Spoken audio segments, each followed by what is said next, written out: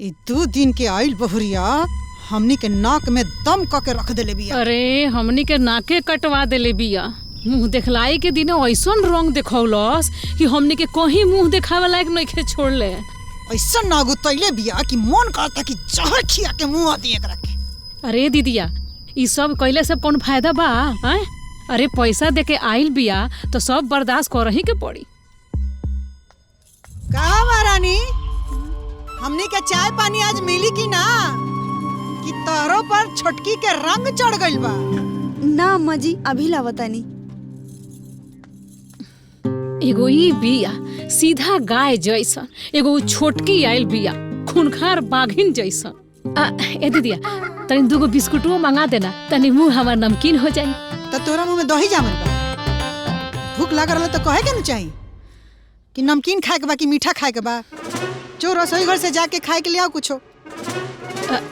ठीक बा हम आई लेके आओ तनी।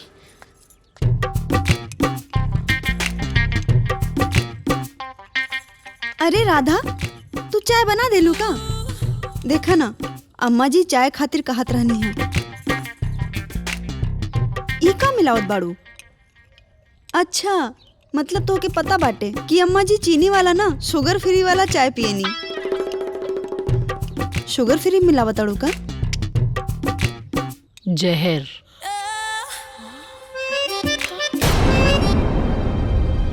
अरे बाप रे, आई रे दादा।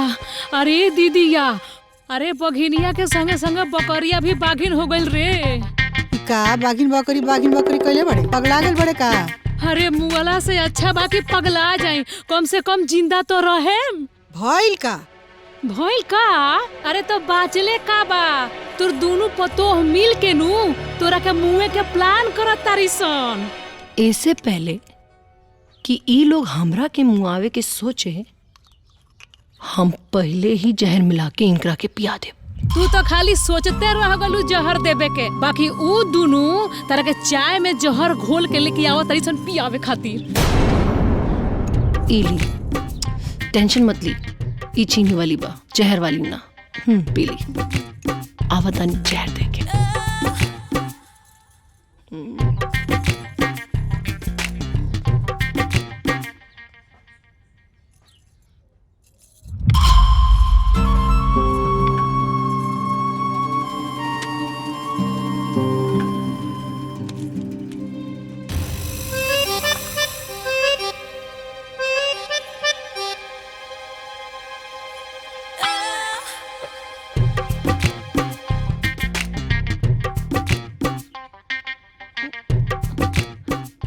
का भइल माजी? का देख रहल बानी? अरे ई चाय बा, जहर ना। रवा के 1 लागेला ना, हमके 2 लागेला। Sugar free. अरे हम तो बाबूजी के चाय दिहल भूल गई, अभी दे के आवतानी।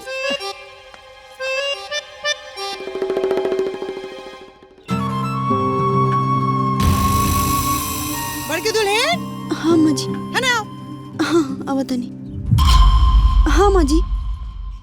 चाय पी तो पी।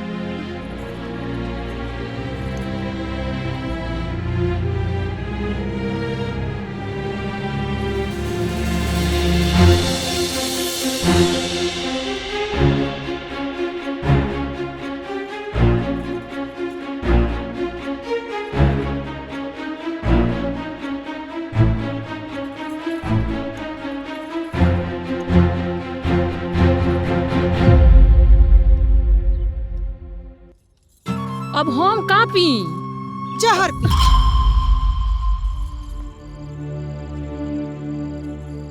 सुनी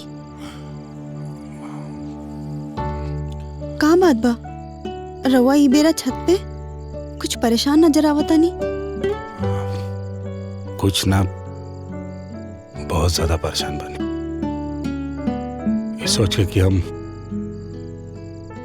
तार लोग हम दिल्ली छोड़ के कैसे जाए। दिल्ली कोनो काम बा का? अब हमार काम है बा, हमार ट्रांसफर दिल्ली हो गई बा।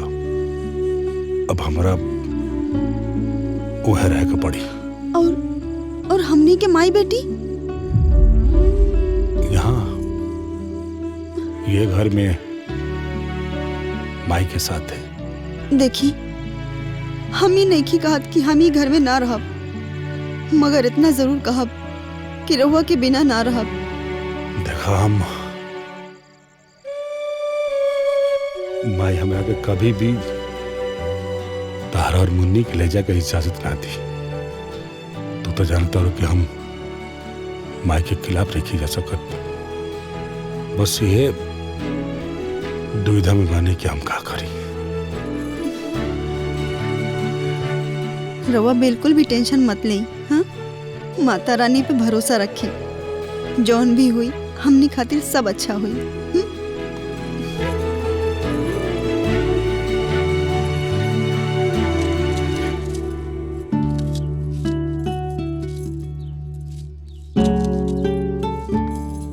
हाँ तो दीदी आज का बनाए के बाद दीदी हाँ, का भइल? का सोच रहल बाड़ू? कोनो चिंता, कोनो परेशानी? तोरा भैया जी के ट्रांसफर हो गई हा, वो दिल्ली जात बाड़न। और तू और मुन्नी? इतना से बात से हमारी दीदी उदास बाड़ी। रवा चिंता मत करी, हम बानी ना, हम कुछ करब। चला हंसी अब। एगो रहली अकेला फुआ आ दोसर उतर गईली कुतरी नानी आ दुन्नु जानी के बतकई कहाँ होखे त घुस गईली चूहानी।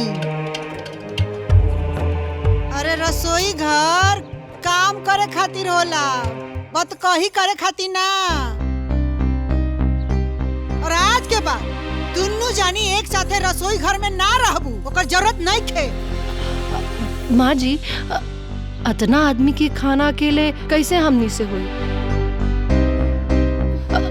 हम तो कहता नहीं कि बर्तन माजे खातिर एगो काम वाली बाई रखे के चाहिए। खाए वाली कम बाड़ू लोगी कि काम करे वाली रखई है सा। दुन्नु जानी मिल के साथ सवेरे के काम बांट ला लोगी। ठीक बा, बाकी दोपहरी और रात में का होई? केकरा के बटाई काम? केकरा में बटाई? का मतलब? मतलब ई के खाए वाला 4 लोग और बनाए वाले 2, तो काम तो बांटे के पड़ी और बटाई सब में बराबर। एगो काम करतानी, घर के झाड़ू पोछा कपड़ा बर्तन इकुल रवा दोनों लोग कर ली, बाकी 4 वक्त के खाना पीना हमनी लोग देख ले, है ना? आही रे माई, ए तू अपना सास से काम करवाइबू हो? काहे? सासे नो आयल रहनी काम बांटे खातिर आधा आधा, तो बस काम बांट देनी ही राधा। देखी, काम बांटे के आदेश सास के रहे, काम केकरा के और कितना बटाई ऊ पतो बांट देनी।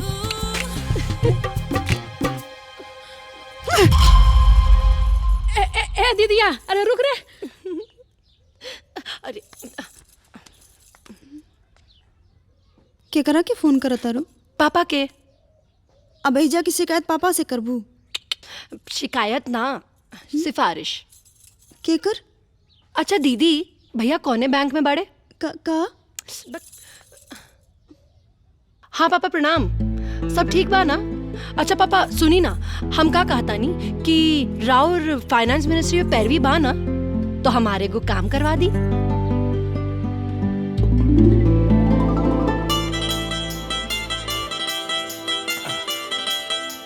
संगीता संगीता संगीता अरे? संगीता, का बात भइल बा? हाँ, आज बड़ा खुश नजर आवता नहीं। संगीता, हमारा ट्रांसफर रुक गई। हाँ? और तो और हमार प्रमोशन भी हो गई। हम बहुत भाग्यशाली बानी, हमें तारा जैसा लक्ष्मी पत्नी मिलल बिया। इस सब तहार पूजा पाठ के प्रताप है। जौन भी भइल सब राधा के वजह से भइल बा।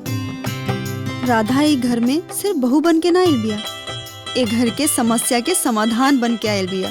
अरे वो सबके बारे में सोचेले, सबका खातिर करेले, बस थोड़ा ओकर तरीका अलग बा।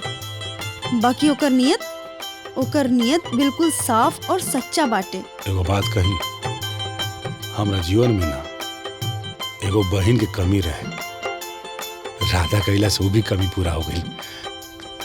सुरेंदर, हाँ हम आई। देखा लोगिन तू लोग कि घर में का चलता।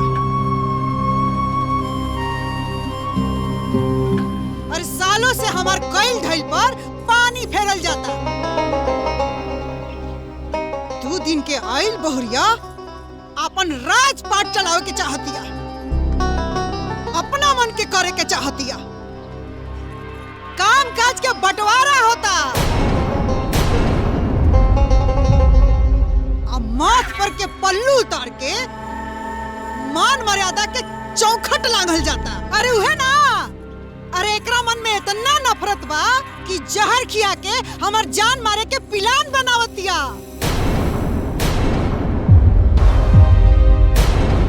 अब कान खोल के सुन ला तू लोग, या तो घर में जानकी देवी रही है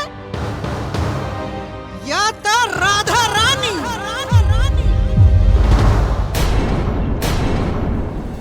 राधा रानी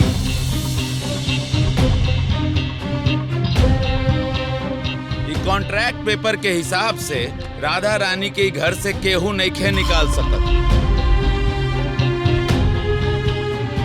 पारंपरिक अधिकार के साथ साथ राधा रानी के घर पे कानूनी हक भी बा।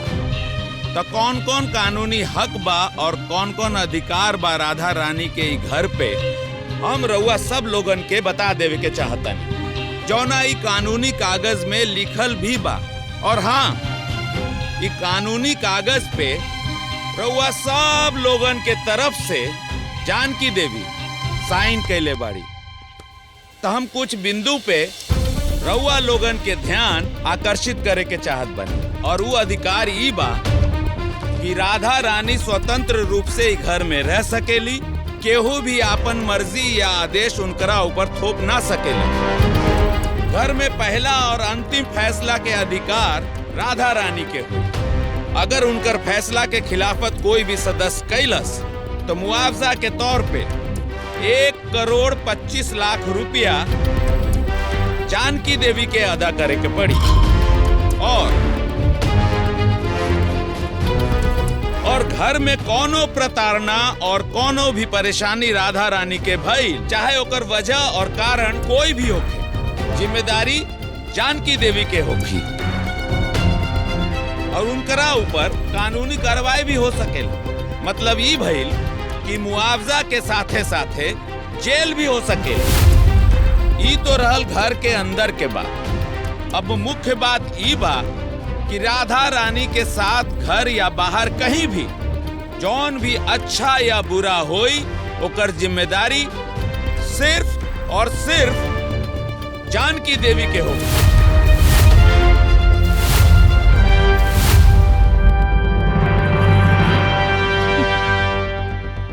व्यापारी की बेटी है, 10 रुपया भी देवी नहीं ना तो 100 रुपया वसूली नहीं। आज से ई घर में हम अपना मर्जी से जिए और राउर मर्जी चले ना देव। काहे कि रउआ हमरा से कोनो रिश्ता तो जोड़ले नहीं की। रउआ तो हमरा साथे सौदा कैले बानी, वो पूरा 1 करोड़ रुपया के। तो ऐसे हम राउर खाली बहू तो नहीं की। हाँ, हो सकेंगे, हम बहू हो सकेंगे।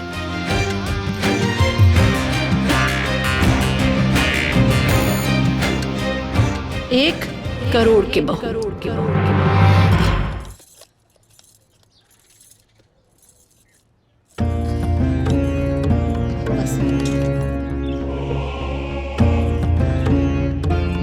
बाकी सब लोग कहाँ बा?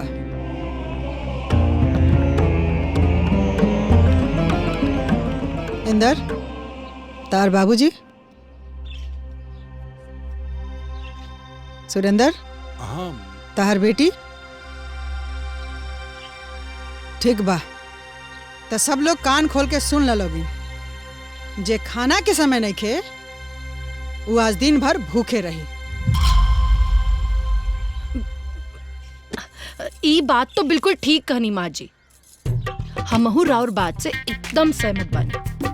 बाकी माँ जी, खाना खाए खातिर तो मन और भूख होए के चाहिए ना। तो यही से जब बाबूजी और मुन्नी के भूख लागी मन होए तो वो लोग खा ली। रवा परेशान मत होखी। अरे सबसे ज्यादा तो हमार दीदिया तोरा से परेशान बिया, का करो बेचारी।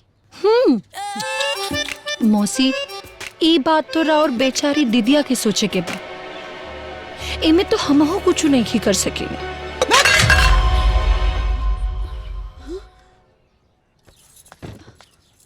देख लो मौसी, खाली टाइम पे बैठला से ना नु होई, खाना खाए खातिर मन और भूख दोनों होके के चाहिए। रवो के भूख नहीं की का लाई हम रख देता, छोड़ी हम खाता नहीं। हाँ, खा।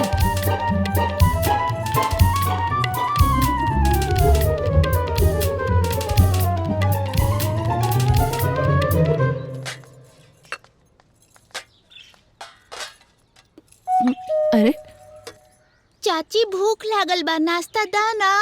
अच्छा आवा बैठा। बैठी बाबूजी, हम नाश्ता लगा देता नहीं। हमनी के जे नाश्ता नहीं जा कइले तो हमनी के पिज्जा मिली नु।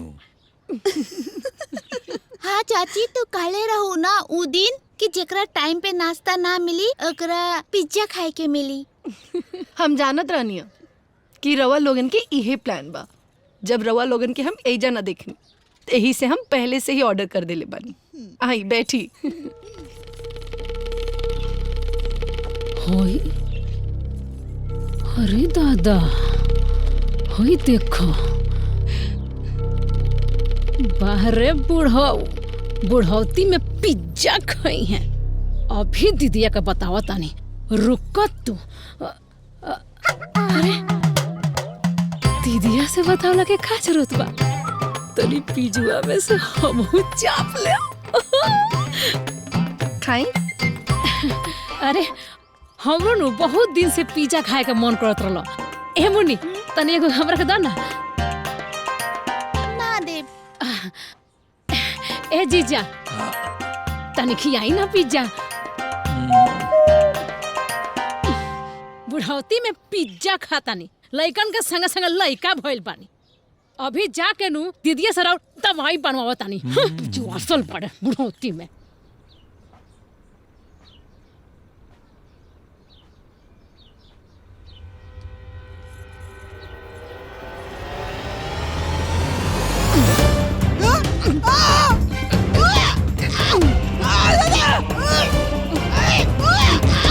सास हो ना, यही से तो और सास बंद करे आज बानी।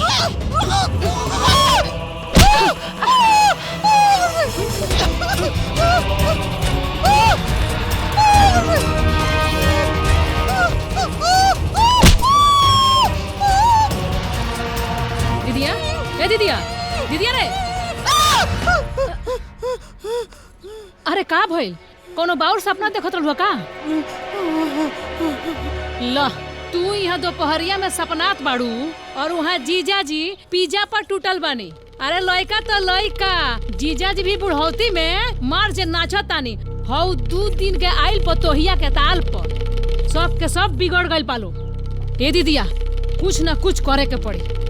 हमरे बात के डर बारे खास बुढ़वा पिज्जा करवाओ सपन नतीजा। हमरा तो बुझाते नहीं कि हम का करी। हमर दिमाग के काम कइल बंद कर देले बा। बाप रे।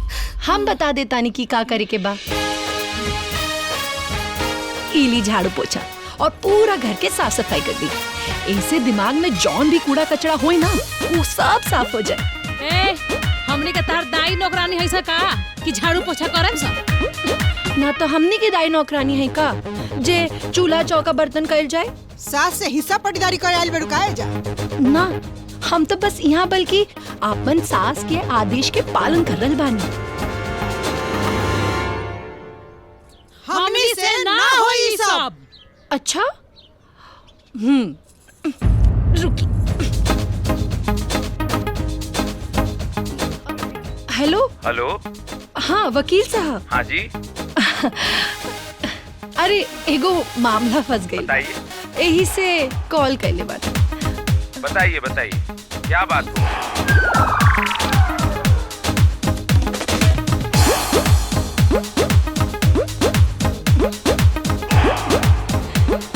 रहे दी वकील साहब, मामला सही हो गई बा। ओके फिर काम लगी तो बताई। ओके ओके।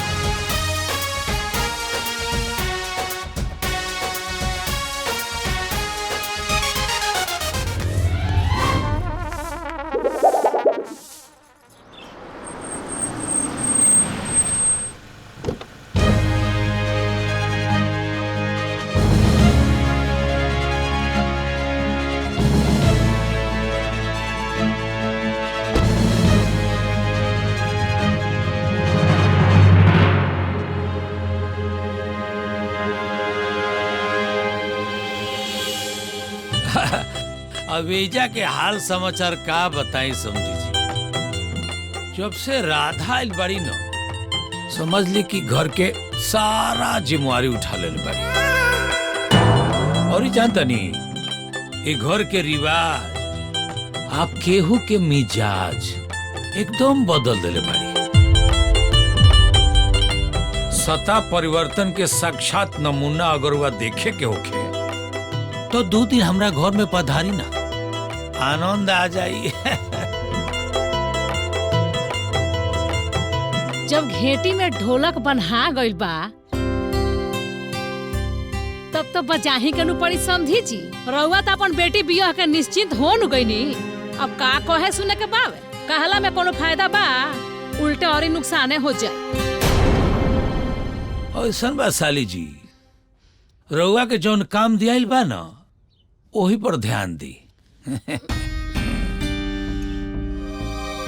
समदन जी, अब रहुआ के तो कोनो शिकायत नहीं है। आपन से कैसन शिकायत समझे जी। मान ली शिकायत होबो करी, दूसरा के सामने तो नानू कहे। हाँ बाकी को काम कर, जात जात अपना बेटी से पूछा जाए कि इनका हमरा घर से कोनो शिकायत तो नहीं है या हमरा से। हैं? प्रणाम।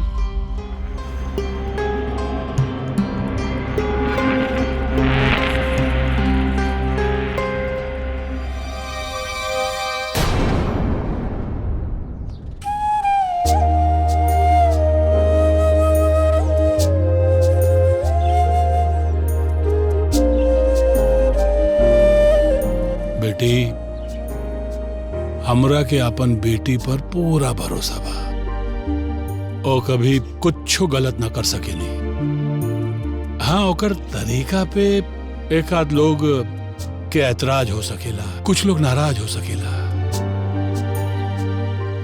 पर समय आइला पर सबके अपने आप समझ आ जाई कि तू जो कहिलो सबके भलाई खातिर कहिलो।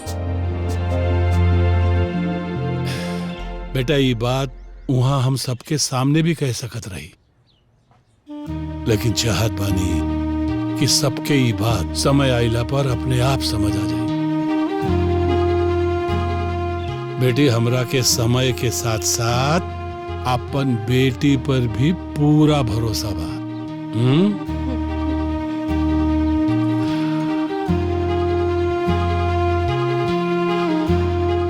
खुश रह बेटी।